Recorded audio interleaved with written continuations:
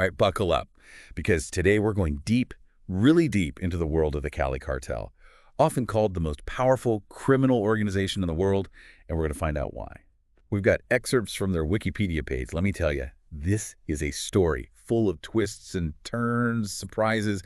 We're going to uncover what made this cartel different, how they rose to the top, and then how it all came crashing down. Yeah, what's fascinating right off the bat is the leaders of the Cali Cartel, they weren't your typical gangsters. They came from, well, higher social class. And Right. that's how they earned that nickname, the Gentlemen of Cali. Gentlemen of Cali.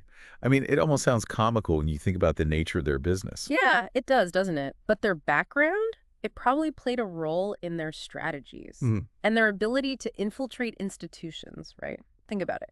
Would you expect a group of well-educated businessmen, respectable, to be running a global cocaine empire? Probably not. I mean, it sounds like they used their image to their advantage. Yeah. But before they were these, kingpins, they were actually a kidnapping ring. Las Chamas. Yeah. And they even kidnapped a Swiss diplomat. I mean, did they think they could just get away with that? Well, they did manage to get a ransom, Okay. $700,000 to be exact. And many believe that funded their move into drug trafficking. And around the same time, they also kidnapped a student, which kind of shows. I guess they weren't afraid to target anyone. So they started with kidnapping, then moved to marijuana, but quickly saw that cocaine was their, ticket to real power. And they sent Helmer Pancho Herrera to New York City to set up shop. Pretty brilliant move, considering the DEA was all about heroin back then. Yeah, it was a smart move, right? It allowed them to get that foothold in the U.S. market, Yeah. while their rivals were busy, focused on something else. And, the Medellin cartel, led by Pablo Escobar, they were more hierarchical, but the Cali cartel chose a different structure, a cell structure.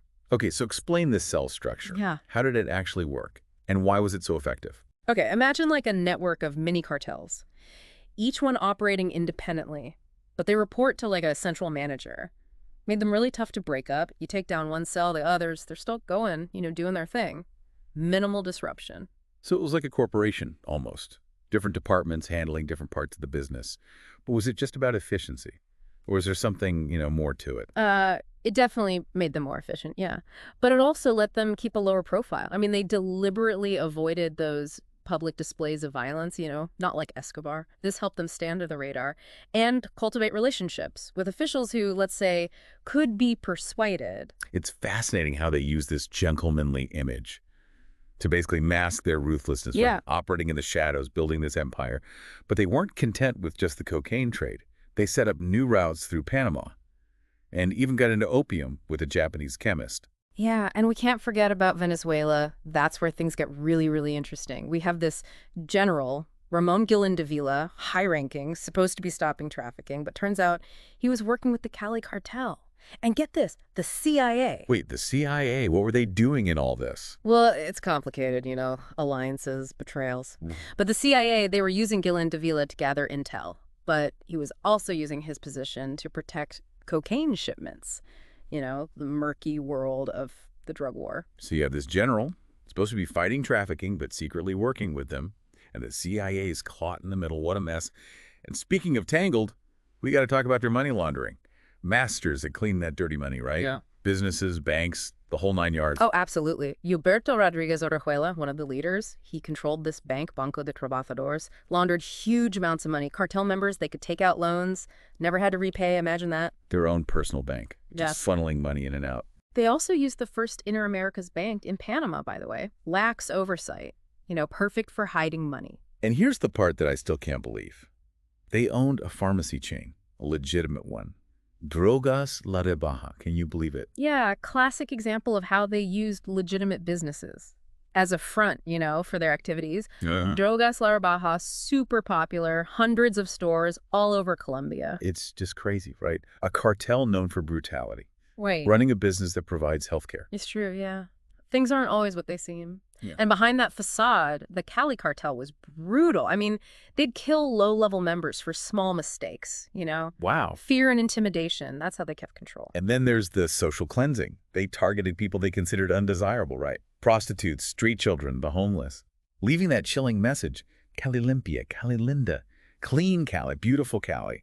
How could they justify that? I was twisted, yeah. Like they thought they were cleaning up the city, Yeah. Shows their complete disregard for life. And Their violence wasn't limited to just those they considered undesirable. They went after guerrilla groups, too, like M19 and FARC, groups that kidnapped their family members. Yeah, when M19 kidnapped the sister of a Medellin cartel leader, the Cali Cartel, they joined forces with them, formed Muerte a Secuestradores, or MAS, the death squad, hunted down the kidnappers. So they were willing to go to war with these heavily armed groups. I mean, they formed alliances with their rivals to achieve their goals. Right, and when FARC kidnapped the daughter of a Cali Cartel leader, they retaliated, kidnapping members of communist groups and unions. Wow, just shows their ruthlessness Yeah. and their power. It's chilling, isn't it? The level of control they had, the fear they created. They were playing a dangerous game. And speaking of dangerous games, they were key in the downfall of their biggest rival, Pablo Escobar. Right, Los Pepes. Yeah, that vigilante group dedicated to taking him down. It's hard to believe they'd team up with a vigilante group. But they saw an opportunity. Eliminate their competition, solidify their control. So they provided Los Pepes with information, resources, right? Absolutely, even manpower. They basically armed and funded the group to take down their biggest threat. Risky move. Paid off big time, though. Escobar gone, the Cali Cartel, they were on top. The dominant force. It wouldn't last forever. Yeah, Right. it wouldn't. Law enforcement, they were closing in. Drug busts forced them to shift routes to Mexico. Operation Cornerstone, what a massive investigation. Yeah. 14 years, seizures, disruptions, it all added up. The pressure was on, no doubt. And then those arrests in 1995. The 6 remaining cartel leaders captured, including the Rodriguez brothers. Gilberto apprehended in his own home, and Miguel found during a raid. Unbelievable. From the Tacna world to prisoners. Extradited to the U.S., pleaded guilty, forfeited $2.1 billion in assets, including Drogas La Rebaja, their precious pharmacy chain. End of an era, right? The Cali Cartel gone. Yeah. But it leaves us with this question. What impact did they have? I mean, they're gone, but Yeah. did they change the drug trade forever? Yeah, that's a question we'll dig into. But it's clear, their strategies, money laundering, that structure, they left their mark. So even though they're gone, their legacy lives on. In the tactics, the methods used today. It's true. The fight against organized crime, it's never over. It's a constant battle, adapting, evolving. Exactly. And to understand the threats, we need to look at how the Cali Cartel fell apart. Where did things start to go wrong? I mean, it wasn't just a few arrests. No, it wasn't. There were cracks, right? Years before their final demise. Absolutely. Internal conflicts, pressure from the outside, even their own arrogance played a role. Okay, so let's get into that next. Unraveling the downfall of the Cali Cartel. Sounds good. One thing that really stands out about the Cali Cartel is their counterintelligence operation. It was like super advanced, and it's probably a big reason why they stayed hidden for so long. Okay, so what kind of operation are we talking about here? Well, picture this. In 1995, a raid happens. And guess what they find? The cartel had been listening to all phone calls in and out of Bogota and Cali. All the calls. I mean, how did they even manage that? They had someone on the inside, at the phone company, tipping them off about wiretaps. And get this, they were even listening in on the U.S. Embassy and the Ministry of Defense. Whoa, hold on. Spying on the U.S. Embassy? That's pretty bold. Oh, yeah. They had informants everywhere. Taxi drivers, thousands of them, paid to report anything suspicious, tracking people's movements. It was like a constant stream of information. Taxi drivers.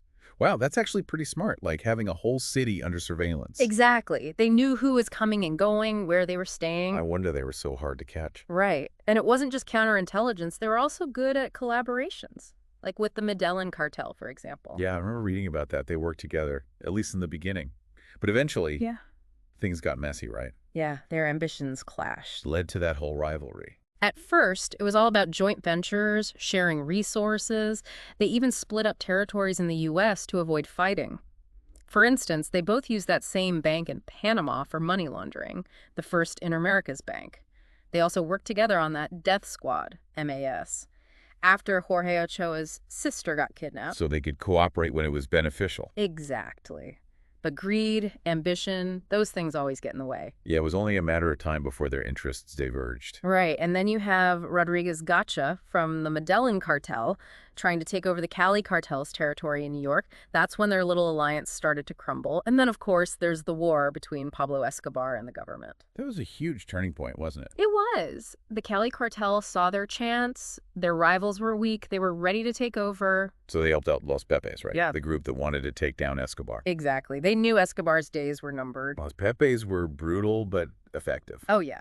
But they wouldn't have been as successful without the Cali Cartel. It's true. What did they do? Give them information, money. All of that. They basically funded and armed a group to take out their biggest competition. That's a big gamble. But it paid off. Escobar was gone, and the Cali Cartel was on top, but of course it couldn't last forever. No, the DEA and Colombian authorities, they were relentless. They were coming for them, that's for sure. And then Operation Cornerstone, that 14-year investigation, it really hurt them. It was a major blow. Their finances, their supply chains, their leadership, all disrupted. And then those arrests in 1995, the Rodriguez brothers captured. It was a dramatic fall. From this powerful empire to prisoners. They were extradited to the U.S. Yep, pleaded guilty. And they lost everything, their empire, their freedom, their money. It's a reminder that even the most powerful organizations, they're not invincible. No one is above the law. Yeah. Eventually it catches up. The Cali Cartel's story, it's a fascinating one, but it's also a cautionary tale. Absolutely. The allure of power, the consequences of greed. It's a reminder of the victims, too. Uh-huh. The lives lost, the communities destroyed. It's important to remember that side of the story. So the Cali Cartel might be gone. But their story isn't over, is it? No, not at all. Their legacy lives on, their strategies, their tactics. They're still being used today by other criminal groups. So their story is almost like a roadmap for understanding how organized crime evolves. It is. It's a complex world, and it's constantly changing. Well, let's move on to the final chapter then. The downfall of the Cali Cartel. We know the arrests were a big part of it. But what else contributed to their collapse? It was a mix of things. Pressures from the inside and out, years of investigations, strategic takedowns, and let's not forget their own mistakes. Okay, so let's unpack that. How did this seemingly invincible empire crumble so quickly? Well, it's a story of how those pressures built up over time and how, in the end, it all came crashing down. You know, a lot of people think the Cali Cartel just went down because of those big arrests.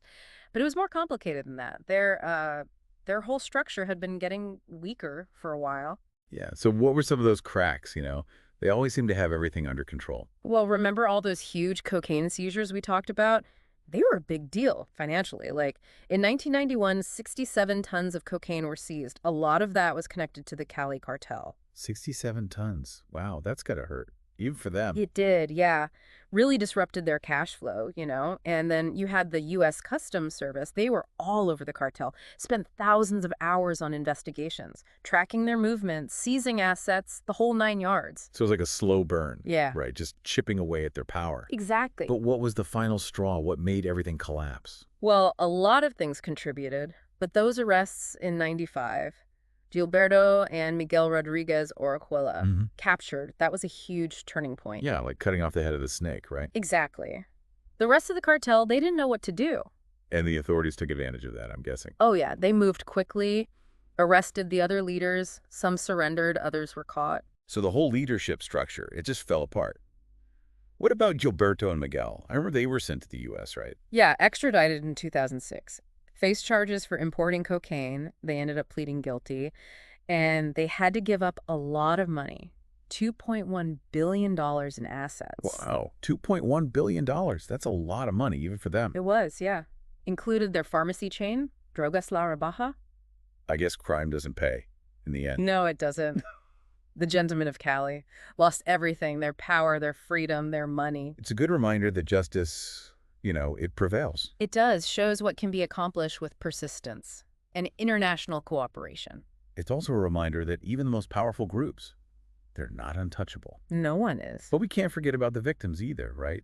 The violence, the addiction, the corruption. It's a dark side of the story, and it can't be ignored. The Cali Cartel's story, it's a fascinating one, full of twists and turns, successes and failures. It's a reminder of the complexities of the drug trade and the challenges of fighting it. We've seen their rise, their reign, and their downfall. We've explored their strategies, their ruthlessness, and the factors that led to their demise. It's a story that has a lot to teach us about organized crime, about human nature, about the constant battle for justice. So as we wrap up our deep dive into the Cali Cartel, we hope you've gained some insights into this complex and often dangerous world. Their story might be over, but the fight against organized crime continues. It does, and understanding the past is crucial to facing the challenges of the present. Thank you for joining us on this journey. We encourage you to keep learning, keep questioning, and keep exploring the world around you. Until next time.